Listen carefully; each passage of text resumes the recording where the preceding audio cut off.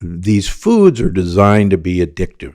There's statement that any white substance is addictive. White flour is addictive. White sugar is addictive. Cocaine is addictive. Heroin is addictive. You choose the white, it's addictive. Unfortunately, sickness is good for business. And I'm sad to say, I turned against that over 20 years ago. I could still be patching people's coronary arteries up and doing bypasses, but I found I could actually keep people away from me by teaching them how to eat.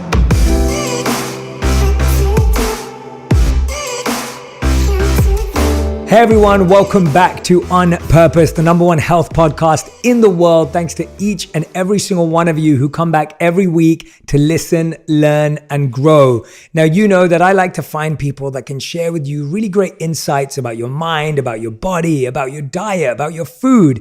And today I'm sitting down with none other than DrSteven Gundry.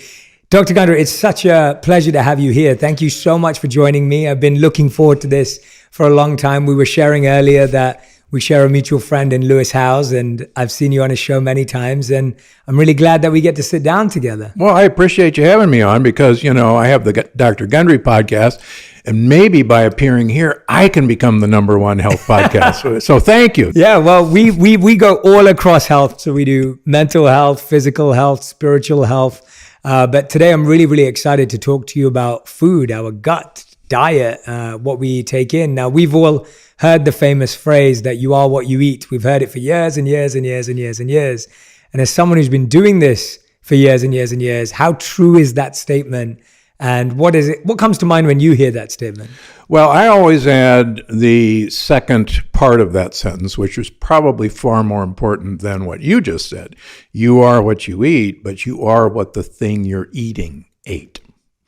And that's actually one of the big surprises in the last 20 years of my career, that so many times we got to choose what we're going to eat, but we have to choose what that animal ate or what that plant had been fed or fertilized or sprayed with to really make a good outcome. And it always shocks me. And how do we get aware of that? I feel like one of the biggest challenges in this whole field is, we have all these labels of organic or not organic or whatever it may be. I find like as an uneducated consumer, I'm speaking about myself, it's so difficult to know what it's been sprayed with, what it hasn't been sprayed with, what it's been exposed to. Where do you start? So I guess organic is a good place to start, but as I've learned from my patients through the years, so many of us are sensitive to, for instance, wheat, the lectins in wheat, that organic wheat is just as deadly to you as wheat that's been sprayed with glyphosate, Roundup. On the other hand, most people, I think, still are unaware that glyphosate, Roundup, is one of the best ways to destroy your gut that anyone has ever developed. And now people associate glyphosate with GMO, genetically modified organisms. But in fact, glyphosate is now routinely sprayed on conventional crops, conventional wheat, conventional oats, conventional flaxseed, conventional soybeans, conventional canola. And it doesn't have to be declared on any label. So not only, speaking of you are what you eat, these crop foods are fed to our animals. And those animals literally not only pass on glyphosate into us when we eat them, but as I talk about, most animals are still given antibiotics to make them grow faster and grow fatter. And those antibiotics are passed into us as well. And one of the things that we didn't know when broad-spectrum antibiotics were introduced about 50 years ago is that we didn't know about the gut microbiome. Nobody knew about it until about 10 years ago. And we had no idea that these broad-spectrum antibiotics was literally throwing napalm on our tropical rainforest in our gut. And so most of us, inadvertently, are swallowing antibiotics every day and are swallowing glyphosate every day without our knowing.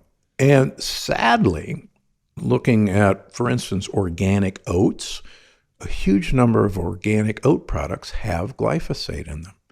I had Dr. Mark Hyman, who's a friend of mine. I love Dr. Yeah, we've had him on the show too. Yeah, on my podcast. And Mark's a pretty careful eater. And he still has significant amounts of glyphosate in himself. And he's going, what the heck? What am I going to do?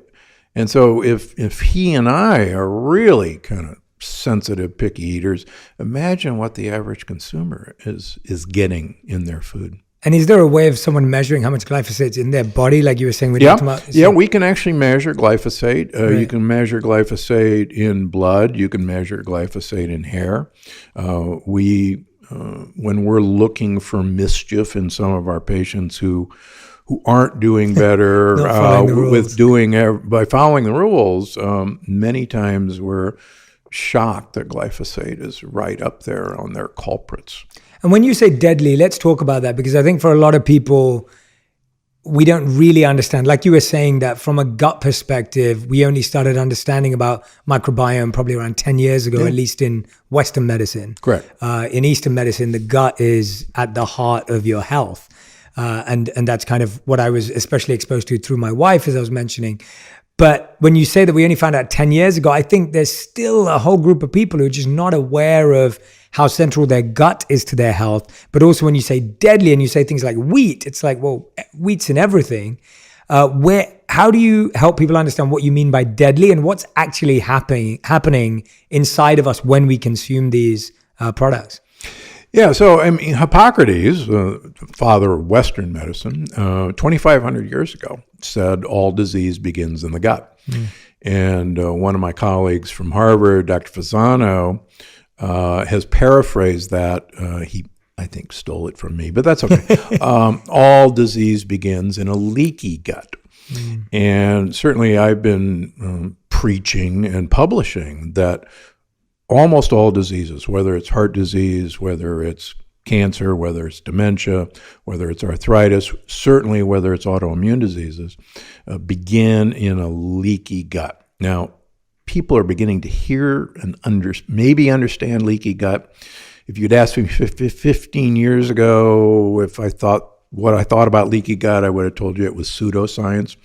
Now we can measure it. We can see it happen. Anyone with an autoimmune disease, I can assure your listeners, has a leaky gut. And the good news is when we seal a leaky gut, and it's actually quite possible to do, the autoimmune disease goes away. Wow. Goes away and stays in remission. So getting back to, we have a wonderful set of bacteria, viruses, fungi in our gut, over 100 trillion different organisms. And all these little one-celled creatures are really probably the most important organ in our body that we really were totally unaware of. And there's this incredible symbiotic relationship between our gut microbiome, our skin microbiome, our oral microbiome, and everything that happens to us. We now know that they control our immune system. They control our mood. They control, quite frankly, whether you or I are going to develop heart disease. They control whether you or I are going to get dementia. And a lot of people, particularly I think in the West, say, oh, come on now. We're the most advanced, highest organism that's ever happened, and our brains are the most exquisite things, and you're trying to tell me that a one-cell organism is actually controlling our fate? And yes, they are. What are some of the basic things? Let's make this really simple for everyone listening now. What are some of the basic do's and don'ts of strengthening our guts, strengthening our digestion, making sure we're not giving in to some of these basic challenges that we may come across? You said you and Dr. Mark Hyman may be on the very safe end. I'd love to hear what you guys do eat on a daily basis. And you, of course, because you're here, but I would love to hear what the basics are and then what you do at the very extent, because I feel like you're someone who's obviously so well researched, read, you've seen it affect people's lives. You must be on one end of the spectrum. How do people start on that journey? Well, so one of the things I talk about in my current book, The Energy Paradox, which I think is very illustrative, some Duke researchers who I've had on my podcast, were fascinated with this hunter-gatherer tribe in Tanzania called the Hansas. And the Hansas are incredibly healthy. They have no diseases. They walk, the men walk, 8 to 10 miles a day hunting. The women walk, 4 to 5 miles gathering. And they're very thin, they're very fit. And they said, we should look at their energy expenditure, compare them to desk workers in the United States. And our supposition, our hypothesis is that these guys are lean and fit and everything because they're walking, they're always moving, and their energy expenditure is going to be a whole lot higher than the desk workers. And of course, that's why the desk workers are also fat and miserable. Turns out when they did the measurements, they found out that these Hansas are actually expending the exact same amount of energy as the desk workers. Wow. Now, when we make a hypothesis in research and we can't prove our hypothesis, then that really bothers us. And we sometimes fudge and say, well, of course, this is what we expected to find because everybody has the same amount of energy expenditure, whether you're doing a whole lot or just sitting at a desk. And to me, when I read that article, and that's why I wanted them on the program, that didn't pass the sniff test. Didn't make sense. And I said, so sure, okay, they're both expending the same amount of energy, but clearly those desk workers aren't walking 8 to 10 miles every day. Where is their energy expenditure going? And it turns out from my research and many other people's research, it's going to inflammation. And the inflammation is actually driven by leaky gut. Now, the best way to compare this, we have the lining of our intestines is the same surface area as a tennis court. So when we're watching Wimbledon right now, that huge surface area is actually inside our gut. Wow. And everybody kind of looks down there.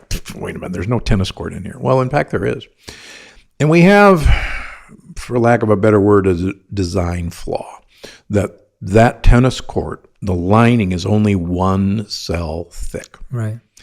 And those cells are all held together by what are called tight junctions. When I was a kid, we played Red Rover, where 2 lines of kids locked arms and you tried to run across. And most cultures actually have that game. Yeah.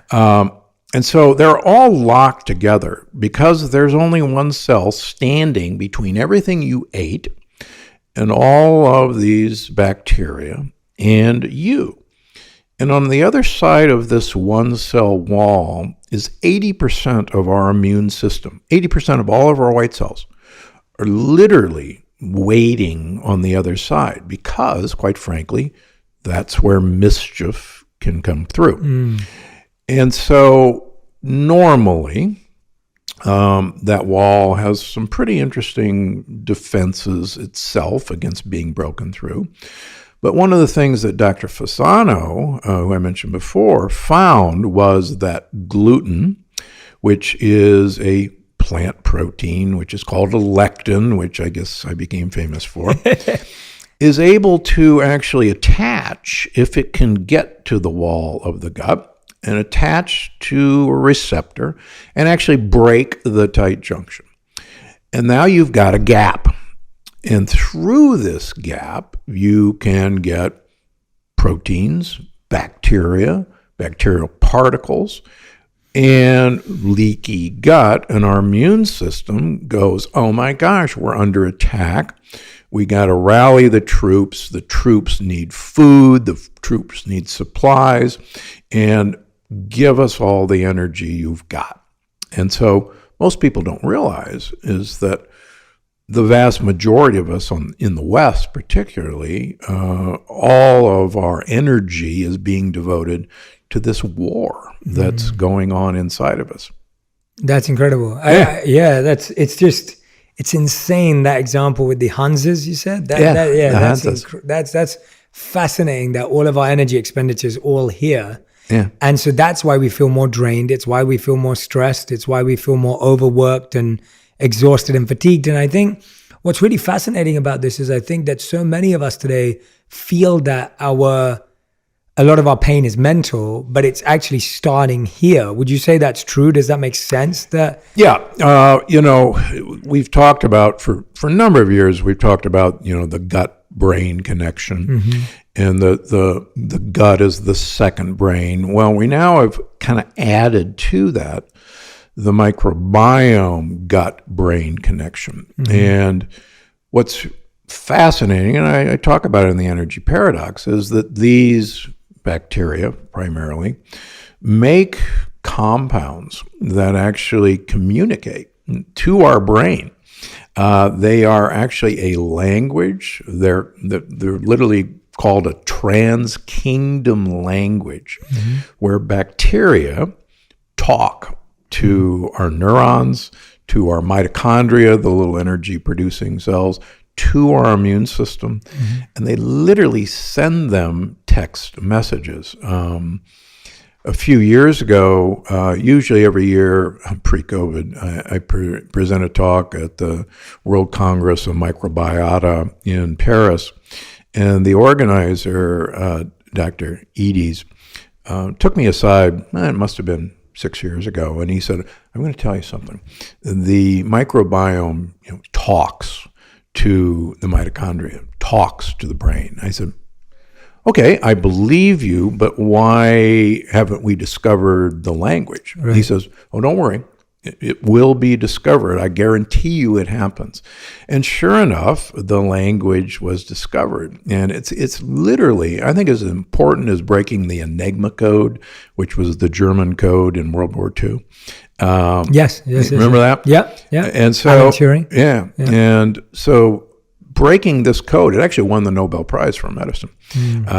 So there is truly a language that bacteria use to tell us kind of what's going on. They're, in a way, the real guardians of what is coming into us. And the cool thing about bacteria, everybody thinks our genes are so important. Well, we actually have fewer genes than corn. Wow. We actually do not have the most genes of any animal. That a sand flea has more genes than we do. And the neat thing about bacteria is they have their own genome, but bacteria divide so rapidly, they can actually change their genome very, very quickly. And so many of us think that we've actually uploaded most of our computing power to the bacterial and viral genome inside of us, because it's a much bigger cloud than our genes. That's incredible. Wow. So I guess we're just getting so much. I mean, it feels like for years we've just got so much wrong. We've had the wrong information. We've made the wrong decisions. Bringing it back to the basics of someone listening right now and saying, Dr. Gundry, I can actually relate to what you're saying. Like, I experience what you're saying. If someone's listening to us right now and they're just like, I feel like I have a leaky gut, or I'm on the way there, or I already know and I'm struggling even further. What are some of the things that we need to cut out, and what are the things we need to adopt in a very simple way? Because I feel like for most of us, we don't have the time to read and research and journal. And I'm hoping that after this podcast, many people are going to go and order your books, The Energy Paradox and The Plant Paradox. I think that would be fantastic insight and use for all of our listeners today. But to simplify it for them, what would you encourage as a stop eating this, start eating this, and why? Well, it's interesting you mentioned some people have a gut feeling. And it's interesting, women in general have a much better gut feeling than men. And interestingly enough, women by far have far more autoimmune diseases than men. And fun fact or sad fact, women actually develop far more Alzheimer's disease than men. Wow. And even though they're clearly the stronger sex.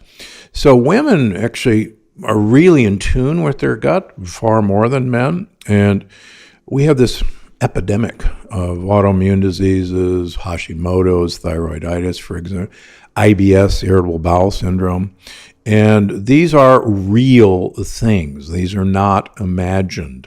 I just saw a young woman actually from LA who's been to every specialist in the world with depression, anxiety, stomach issues, and they can't find anything wrong with her. We finally did a leaky gut panel and food sensitivity panel, and it turns out that, to me, it was obvious that she had a profoundly leaky gut, and that so many of the foods that she was being told to eat were actually causing her leaky gut. And she's only 12 years old, and she just started crying. Wow. And she says, "You mean I'm not crazy? You mean that this isn't in my head?" Because they wanted to put her on antidepressants, of course. And I said, "No." I said, "This is, look, it's real. We can measure this." So, getting back to your question, the Hansas, for instance, have a incredibly diverse microbiome. They've got hundreds of thousands of species of bacteria in their gut. And a lot of those bacteria actually like to eat the things that are troublesome to us. For instance, there are bacteria that like to eat gluten, believe it or not. Course. And they go, gluten, yummy. The problem for most of us is all of us have been given antibiotics for dumb things. And all of us inadvertently have been eating the antibiotics that our animals have been fed. And glyphosate, believe it or not, was patented as an antibiotic. It was not patented as a weed killer. Wow. And Monsanto knew this. And yet, so every time we eat these things, we actually kind of kill off the first line of defense that has been established for eons of time in dealing with plant compounds that don't like us. Yeah. That was the premise of the plant paradox, that plants, believe it or not, do not want to be eaten. They have a life. They, were here first, actually. And they don't want their kids eaten, their babies, their seeds. So they protect themselves with compounds that are designed to make an animal sick. And some of those compounds are these proteins called lectins that can cause leaky gut. So where are these things? Well, these things are in almost all grains. They're in pseudo grains like quinoa or buckwheat. They're not in millet and sorghum. So folks, if you're interested in eating grains, and I have nothing against eating grains per se, millet and sorghum are perfectly safe foods. They don't have any lectins. Wow. Do quinoa and buckwheat have less? Or no? They actually have some of the worst lectins there are. Wow. Sadly. In fact, when I first worked on this, I really wanted buckwheat not to have lectins. Same. I love buckwheat. What about farro? Farro, same problem. Okay. Any of these fancy names for ancient wheat are just, it's still wheat. Sorry about that. Got it. And ancient wheat is just as mischievous as modern wheat. Yes. Beans and legumes have some of the highest lectin contents of any food. Now, the good news is that pressure cooking or fermentation of, for instance, quinoa or buckwheat or any of the beans are perfectly safe. For instance, everybody says, "Oh, you're anti-bean." I'm not anti-bean. I just want to get rid of their offending compounds because, quite frankly, they're anti-me. Right. So, and I mean, there's amazing research looking at the most famous one was the Healthy Eating Day at a school in Boston. And 23 students and teachers went to the hospital with bloody diarrhea, traced to undercooked beans that they were fed on their Healthy Eating Day. Wow. But get a pressure cooker. I've got a whole book, the Plant Paradox Family Cookbook, on how to pressure cook these things. Luckily, there's a couple of companies now that pressure cook their beans. Eden brand, EDEN, and now Jovial brand, which is an Italian company.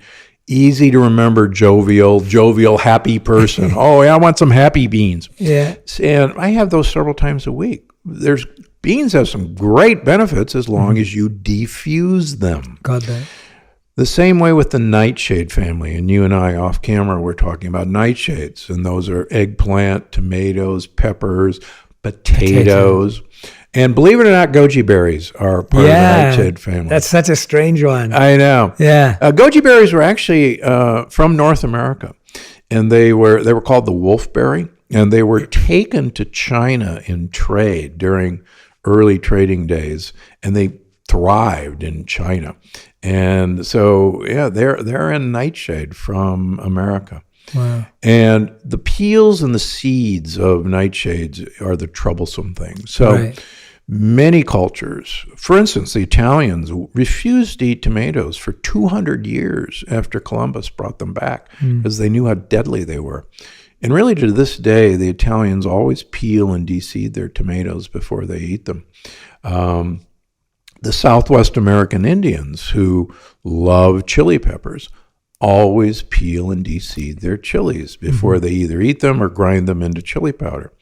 In fact, anybody who wants to do this experiment, just go to the store, buy a can of green chilies, chopped green chilies, open it up, and you'll notice they're peeled and de-seeded. Because cultures have figured out how to do this. Like, for instance, the Incas loved quinoa. But they soaked quinoa, they fermented it, they let it rot, and then they cooked it. And it's not on the package directions. Yeah, definitely not. It's like, let it rot. Yeah, let it rot. I had no idea about that, about quinoa and buckwheat. So that's massive news to me. But I'm sure, and I'm trying to think for everyone who's listening to us, and you've heard this a million times because you're sharing things that are quite, they shouldn't be, but they are, because, and I find it really funny when someone says, well, Dr. Gundry, you're against beans, because I'm just like, I mean, I don't think you have a vendetta against beans or people who own bean production companies or whatever it is. So I always find that fascinating whenever I hear that, because all I'm hearing is just being healthy requires a completely rewiring of our diet. And that is hard to hear. It's difficult to hear. Is living the healthy way expensive or no? Are some of these changes expensive changes, or are they affordable changes? That's a great question. I actually still see Medicaid and Medi-Cal patients, even though my accountant said, wait, would you stop doing that? Well, I believe everybody has the right to good health. But we found that so many disadvantaged people, poor people, they actually end up saving money when they do this, because profit margin is huge in processed foods. And about 70% of the food we eat is processed or ultra processed. And when you say processed, you mean from packages? Yeah, from packages. From packages. And people say, well, I always read the label. Yeah. And one of my advice is, look, if you're reading a label, put it down. There's no label on a head of lettuce.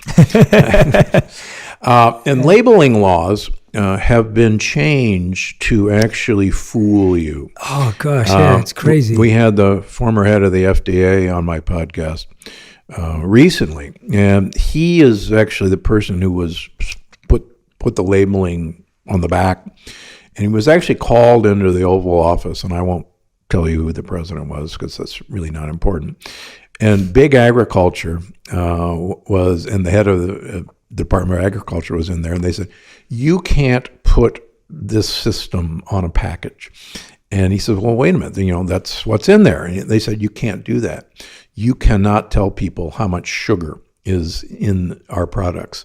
And he said, but, there it is. And they said, you're going to have to change the label. You're going to have to hide the sugar.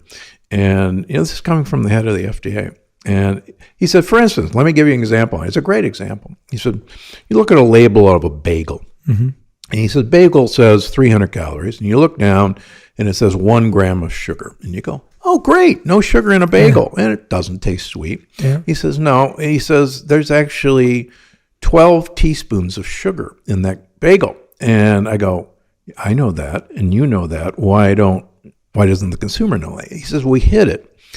It's under total carbohydrates. And you take total carbohydrates on a label, and this is all in all my books.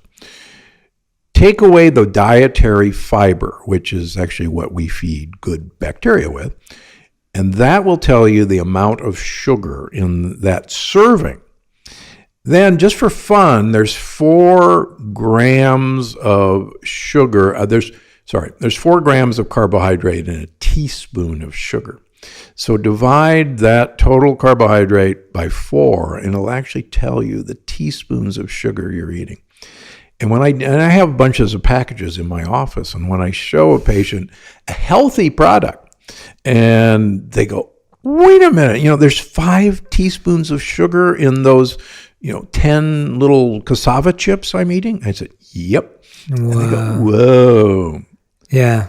Yeah. How is the FDA getting away with that? Like, how is that okay? Because that's sickness is good for business. Yeah, but it's so hard to believe that people are doing that to their own family, their own kids, their own, parents, grandparents. Like, everyone's consuming it, right? It's just scary to believe that. It would be different if they were really healthy and their family was really healthy, and then they would just. But remember, we are a profit-driven society, and these companies are beholden to shareholders. Mm-hmm. And whether they like it or not, the bottom line is they have to produce a profit. Mm-hmm. And as you know, and Mark Hyman and I know, these foods are designed to be addictive. Mm-hmm. There's a statement that any white substance is addictive. And white flour is addictive, white sugar is addictive, cocaine is addictive, heroin is addictive. Mm-hmm. You choose the white, it's addictive. And they've made a science out of addiction. Mm-hmm. And again, unfortunately, sickness is good for business. Yeah. And I'm sad to say, I turned against that over 20 years ago. I could still be patching people's coronary arteries up and doing bypasses, but I found I could actually keep people away from me, by teaching them how to eat. Yeah. Yeah. And I want to talk to you about that. It feels like there's and you can actually guide us better on this, but it feels like there's 2 transitions. And I know this from changing my own diet, having met my wife and her having a big impact on me, but when you look at diet, there's the change of habit, and then there's like a change of palate and taste and like addiction, as you're saying. Like we are addicted. We're craving these things that are terrible for us, whether it's fries or whether it's gluten. Like I know that my wife's always telling me to avoid any of the mock meat or, because we're both plant-based. So my wife and I are both plant-based in our diets, but she's always telling me to avoid anything with gluten in it that's processed vegan meat or whatever it may be, because she's dead against gluten. And so when you do this, it's almost like, what is the process you've seen people go through in trying to change their habit, trying to change their palate? How difficult it has been? What has helped people the most? How have people actually broken through that 1 month of being excited? And I know you created a 30-day challenge. How have people gone from 30 days to make that the next 3 decades of their life rather than 30 days and back to where they were? Well, that's a good segue into stuff we were talking about earlier. There's essentially, simplistically, two types of gut bacteria. Mm-hmm. And I call the good guys your gut buddies. Mm-hmm. And then I call the bad guys the gang members. And they coexist. And the gang members, again, these guys send signals to our brain. Mm-hmm. The gang members love simple sugars and saturated fats. Mm-hmm. And they actually tell your brain to go get these things. Mm-hmm. And one of the things that they're unique about is they're really good at making you fat when you eat these things. They actually extract more calories and pass it on to you. On the other hand, the gut buddies hate simple sugars, hate saturated fats. They like complex carbohydrates, fibers, and they actually take most of that and keep it for themselves, make more little bacteria, and they tell you, hey, this is the stuff that we want to eat. And so I can take a meat and potatoes guy and who said, salads, vegetables, I hate that stuff, and kind of make him eat this stuff for a couple of weeks, and he'll come back and he'll go, this is bizarre. I've been taken over by a foreign life form. He says, I kill now to get a salad. If I don't get a salad, I'm ready to push somebody out of the way to get it. Yeah. He says, this isn't me. And I said, well, actually, it is the new you. You have been, taken over by the gut buddies, and they're now directing your taste. Mm-hmm. Let me give you one more exciting example. There was a recent Chinese study looking at fasting, and there's a new theory called the gut-centric theory of hunger that I talk about in the energy paradox. That theory is that these bacteria actually guide our food choices and our hunger, whether we want to eat or not our brain, not our willpower. Mm-hmm. So they took a bunch of volunteers and they put them on either a 7 or 14-day water fast. Part of the group were given 100 calories of prebiotic fiber. That means we can't digest it, but the gut bacteria can eat it. Mm-hmm. And just 100 calories. The guys who got the 100 calories of prebiotic fiber, even going on a 14-day water fast, had absolutely no hunger. The folks who didn't get it were hungry. And you go, well, what's the deal? Well, it turns out the guys that got the prebiotic fiber, their gut buddies said, thanks a lot, we're fed, got what we need, you don't have to go looking for food. In a way, that's really incredibly exciting and actually empowering. Wow. Because if we give them what they want, they'll take care of us. I got to know Jack LaLanne in his later years. Jack LaLanne was the godfather of fitness as far as I'm concerned. And Jack LaLanne had an expression. He says, if it tastes good, spit it out. Now, all of my staff say, will you stop saying that? Because now you're going to make people think that you want them to eat non-tasty things. Well, he wasn't really saying that. What he was saying, he didn't know back then, is if you eat for them, then you'll take care of, they'll take care of you. And I think he was absolutely right. Yeah. And it is that transition. And it is crazy though, that most of the stuff that's good for us is just, our palate's just not trained to like it. Correct. Right? Like that's just the way it is. And I've found that as I've had my wife in my ear over the years, and she's like almost coached me and guided me through this from a physical health point of view, I've seen my palate start to change. And it's changed around stuff that I was addicted to. Like I was addicted to chocolate or sugar because that's what I grew up having. And so for me now, when I'm generally not eating any, raw sugars or whatever, I'm eating natural sugars and trying to remove it completely, but I can notice that my palate slowly started to change. It's taken a lot of time and effort.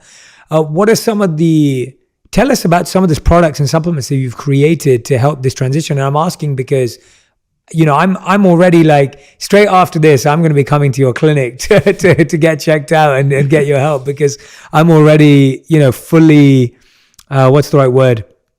I'm fully immersed in what you're saying today. Like I'm thinking through everything you're saying, and I'm just so happy that you're doing this.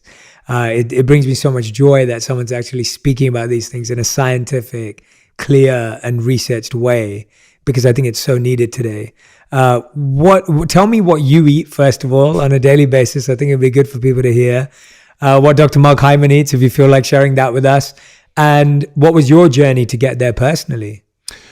Yeah. Because you didn't know this when you were born. You haven't been living like this for No, but forever. You make a good point. And I use this example for my patients. A little child in Japan doesn't come out of the womb wanting to eat seaweed. Totally. And yet, almost from day one, they are exposed to seaweed and think it's the best thing they ever had. Yeah. And so almost all of our preferences are culturally driven, and there's nothing wrong with culture. Let's embrace culture. But for instance, breakfast. Breakfast is actually a very modern invention. If you follow hunter-gatherers, there is no such thing as breakfast because there's no storage system. Nobody's got a refrigerator. There's not even a cupboard. And so they have to find breakfast. And breakfast means break fast. And most of them don't eat until 11 o'clock in the morning. Interesting, I just got back from France. The French actually have no word for breakfast. Déjeuner was the first meal. Wow. When all the tourists arrived, they made up a word, petit déjeuner, little first meal. Yeah. And that's breakfast. But breakfast was an Industrial Revolution product. Men would have to go to factories very early in the morning. There were no breaks. There were no lunch breaks. And they'd get home late at night. And so their wives would make them a breakfast before they went to work because they were going to fast. They were basically going to do Ramadan every day of their lives. A pre-dawn meal and then a post-sunset meal, which I write about in the book. Ramadan fasting is really useful, but that's beside the point. So the Kellogg's Corn Flakes Company, which was founded in 1906, 1906. Wow. Yeah, made breakfast cereal the most important meal. Yeah. And interestingly enough, they and the United Fruit Company, with Chiquita Banana, paid physicians in the early 1900s to tell people that breakfast was the most important meal of the day. Wow. Yeah. And so, it's, again, I lived in England training in children's heart surgery, and the Brits were never exposed to cereal until 1942 when the Americans came over. Wow. And I have a lot of patients from, for instance, the Middle East.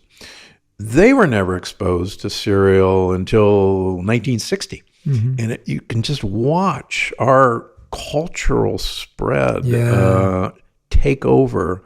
And great marketing, great advertising. Just great marketing. It's addictive food. Too. Absolutely. It's really simple carbohydrates. All right. So no, this is good. This is great. I love how you're able to, your research and obviously your depth of knowledge of interweaving like history with food, with culture, with, what's happening economically. I just think that that's what I'm finding so fascinating about this. I don't think I've ever sat down with someone who's broken it down in this way for me. And actually, when you start seeing that, it's easy for anyone listening to connect the dots and go, oh yeah, that is right. I only like that because of I was born in this area, or this is what we did, or this is what my family did. And now I realize that doesn't mean it's healthy or good for me. But yes, tell us about your diet, and then I'm going to get you to analyze mine. So I want to share with you what I eat for breakfast, lunch, and dinner, and then I'll get you to break down what I need to change, and I'd love that. You can be honest with me. So for the last 21 years now, from January through June, I don't eat breakfast, I don't eat lunch during the week. And I eat At all. And I eat all my calories in a 2-hour window from 5 to 7 at night. So 22 out of 24 hours I'm fasting. You don't eat at all? At all. Not even like a snack or a bar? or Nothing. Wow. I have about... And you have a busy life. Just to clarify, you don't sit around on a beach all day. So you're like, today you were like, oh, I've got another meeting to go to. Like, you see patients. I see patients 6 days a week. I see patients Monday through Thursday. Friday, I'm at Gundry MD here in LA. Saturday and Sunday, I have patients in Santa Barbara at my other office. So tomorrow, Saturday, I will have a full patient schedule. Wow. Sunday, I will have a full patient schedule. So 6 days a week, I'm seeing patients. 1 day a week, I'm at Gundry MD. Wow. So, and I don't eat during those times. How long have you been doing that? 21 years. Wow. 21 years. And so then I was actually, as far as I know, the first person to write about intermittent fasting in my first book, Dr. Gundry's Diet Evolution. Yeah. And it's actually a hilarious story, but... Tell us. So I had an entire chapter on time-restricted eating or intermittent fasting, whatever we want to call it, compressing the eating window Yes. from when you start eating in the morning till when you finish at night. And there's more and more and more and more evidence that if we can reduce that eating window to 6 to 8 hours a day, Yeah, mine's 8 right now. yeah, 6 to 8 hours a day, it's going to have profound short-term and long-term effects on our health. And we can actually measure that with some cool tests called insulin-like growth factor, and do that experiment on a person and watch their insulin-like growth factor plummet. So I wrote an entire chapter in my first book, and my editor, Heather Jackson, said, look, this book is so crazy anyhow. This is nuts. And she said, I'm going to cut this chapter. I said, no, you can't do that. This is really important. I've been doing this for 5 years already. And, here's the data, here's the research. It's, it's proven in animals, blah, blah, blah. The Ramadan diet is a version of that. We know human studies. You can't do it. And she said, I'll give you 2 pages to make your case. Wow. And okay. So she came up to me. I was lecturing at the Mind Body Green Symposium 2 years ago, pre-COVID. And she was in the audience, and she came up to me. She said, first of all, congratulations on everything. But she said, secondly, I have to apologize. She said, you were right about intermittent fasting. You were so far ahead of your time. I apologize. Will you ever forgive me? And I said, it's okay. No, I'll never forgive you. That's great. Yeah, so it's very powerful. And literally the second half of the energy paradox is to how to get people to implement this. The problem with intermittent fasting, 80% of Americans, Westerners, are pre-diabetic, insulin resistant, whether they know it or not. And their doctors don't know how to diagnose it, quite frankly. And when people embark on trying to extend the period of time where they're not eating, they literally fall flat on their face. Yeah. They get headaches, they get weak, they get Energy less. energy is gone. And that's because we can't convert from burning glucose, sugar as a fuel, to burning fatty acids as a fuel. And that's what's called metabolic flexibility. And if you want to live a long time, if you want to have a brain that works late into life, you have to have metabolic flexibility. You have to be able to change, almost like a hybrid car, change from a gasoline engine to a battery.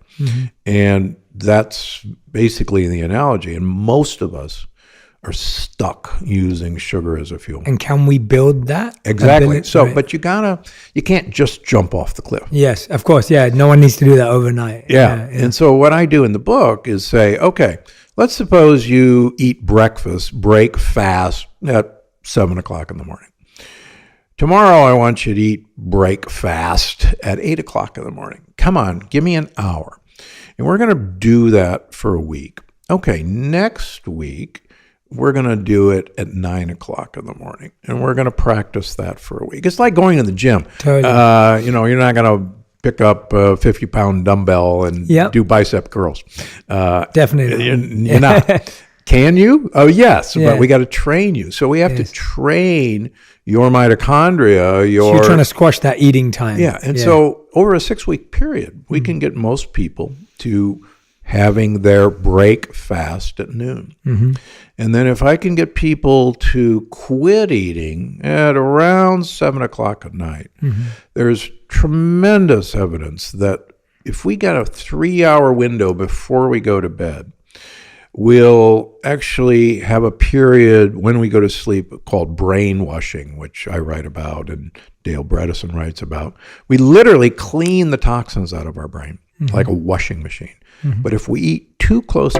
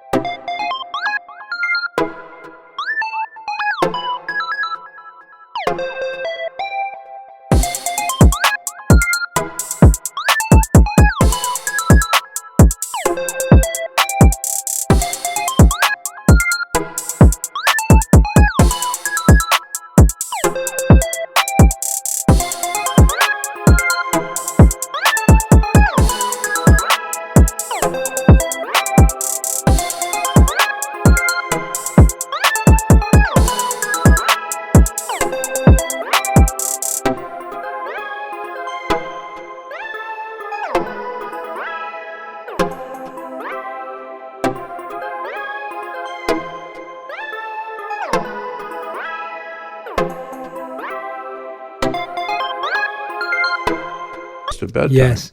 All the blood flow that would normally do that is down in our gut digesting. And so, but that's what we do. If we do this in a stepwise progression, Yes. it's also the same as weaning off sweet taste. Yes. There are actually a number of good natural no-calorie sweeteners out there. I eat monk fruit. Monk fruit's really quite good. That's what I eat. My new favorite is allulose, I because don't know what it is. allulose is actually a prebiotic, and it's a natural sugar. And what do they put it in for you to eat it? It's a white powder, unfortunately. Yeah. But yeah, it's readily available now in a lot of Right. stores. If not, you can find it online. Right. And it's a really unique sweetener. Right. But one of the things you want to do is retreat from sweet. And so if you're used to putting a teaspoon of monk fruit in your coffee or whatever in your yogurt, then put it down to a half a teaspoon. Yeah. It won't be as sweet as you like, but in a week or so, you'll say, this is really quite sweet. Yeah. Well, then put a quarter of a teaspoon in. It's an easy way. Don't jump off cliffs. Totally. Yeah. Because most people just fall flat on their face. They fail and they say, this isn't for me. This doesn't work. Yes, exactly. And then it's just it's a battle of willpower. And Yeah, this should never be a battle of willpower. And what I try to do is try to get folks to enlist the power of their gut bacteria. And if you start giving your gut bacteria what they want to eat, it's just amazing what happens to people. It's just amazing. Yeah. It's really exciting. And that's why I see patients 6 days a week. I'm like a kid in a candy store. And let me just tell you a real quick story. Please. We've got this young family in Texas. Mother with two children. The boy, actually, I take care of both boys. I saw this young man when he was 8 years old. He had such severe psoriasis on his hands and feet that his hands and feet were bloody. And he had been to specialists, he'd been on drugs, and it was just the saddest thing. His mother sent me pictures of this. She said, I carry my 8-year-old son around because he can't walk. He can't go to school. We've been everywhere, can you help? And I said, yeah. So, we looked, and he had massive leaky gut and multiple autoimmune diseases like psoriasis, like lupus. And we put him through, okay, what are you sensitive to? And put him on that program. And he completely cleared up over a course of a year. And then he went to school. He started going to school. And there was a birthday party at school. And he ate a birthday cupcake. And literally within days, he started having these lesions on his hands and feet. Yeah. And we checked, he had completely sealed his leaky gut on his blood work. Wow. So we checked his blood work, and boom, everything was kind of back to square one. That's amazing. So That's incredible. I just talked to them on the phone this week, and he's now 12. He's a young patient. I see lots of young kids. Yeah. And now he's in school. He's thriving. He's a smart kid. And mother, sends me pictures. His hands are normal, or his feet are normal. And it's like, no wonder I get up every day. You get this kid whose mother was carrying him around because he couldn't walk because his feet were bleeding, and he couldn't hold a pencil because his hands were bleeding. And that's beautiful. It's all because he had a leaky gut. Yeah, that's incredible. Dr. Gundry, you're going to have to come back for a part 2 because I could talk to you for another hour, but we're running out of time. Oh, no. So I'm going to have to ask you our final 5. We end every episode with a final 5. Fast 5 round where you have to answer each question in 1 word or 1 sentence maximum. It's really tight, so a 7-word sentence. So these are your final 5, Dr. Gundry. The first question is, what is the best food diet advice you've ever received? It's what I tell people not to eat that's important. The more I tell people what not to eat, the better their health. Great. Second, what's the worst food diet advice you've ever received? eat multiple small meals throughout the day to keep your energy up. Okay, good one. Question number 3. What would you say is, where do I want to take? Oh, what is the first thing you do when you wake up in the morning? Pet my dogs. Oh, nice. Question number 4. What's the biggest lesson you've learned in the last 12 months? Oh, in the last 12 months, the power of food to prevent COVID. Oh, wow. Okay. And the 5th and final question, if you could create one law that everyone in the world had to follow,